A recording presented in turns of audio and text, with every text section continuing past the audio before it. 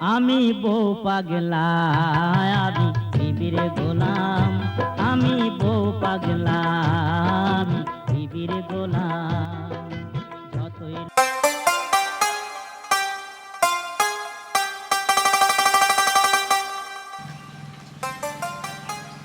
ও কালু ভাই কোথায় যাও?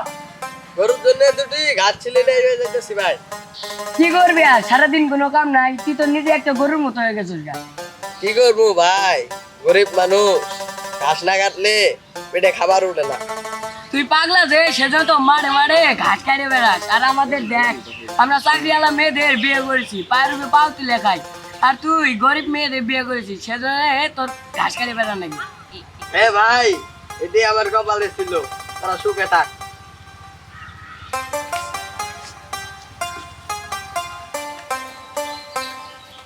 এ ভাই চল বাড়ি চলে যাই। চল।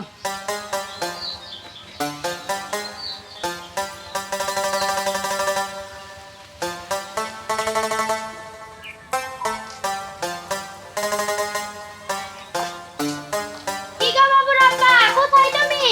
এই যে আমি। এখানে বসে কি করছো? উঠান ঝাড়ু দিতে হবে না? আজকে আমাকে বলো না, তুমি ঝাড়ু দাও, মাথাটা থেতলে গেছে আমার। ঠিক আছে, ঝাড়ুটা নিয়ে এসে দাও। ধরো ঝাড়ুটা নাও। আমি অফিসে যাব, ঝাড়ুটা দিব, তুমি বসে বসে গিলবা। দাঁড়াও গিলাচ্ছি।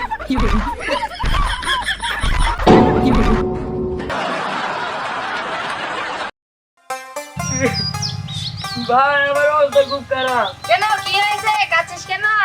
আমার বউ আমারে ধরে মারছে। তোর বউ তোকে কে লেগে মেরেছে? উঠান ঝাড়ু দিইনি বলে। তোর বউকে তো ঠাই দিস কেন? বউয়ের পায়ের নিচে আমি থাকবো কেন? বউ আমার পায়ের নিচে থাকবে। এখানে কি তোর থালি বাজতে হবে না? এ শোন, তোর আমি কথা কথাই শুনবো না। আগে কাপড় ধুবো, ঝাড়ু দেবো, পরে থালা বাসন মাজবো। এ মধু, মধু চলে যাচ্ছিস কেন? কি করবো ভাই, তোরও যে অবস্থা আমারও তাই। এরে ভাই চেঁচাস নে, চেঁচাস নে। বল কি হয়েছে? তুই শোন, চাকরিওয়ালা বউয়ের ভাত খেতে হলে একটু মার খেতে হয়। শোন, বউ যেতই মারুক এসব কথা আবার গ্রামে বলিস না, তাহলে দুর্নাম হয়ে যাবে।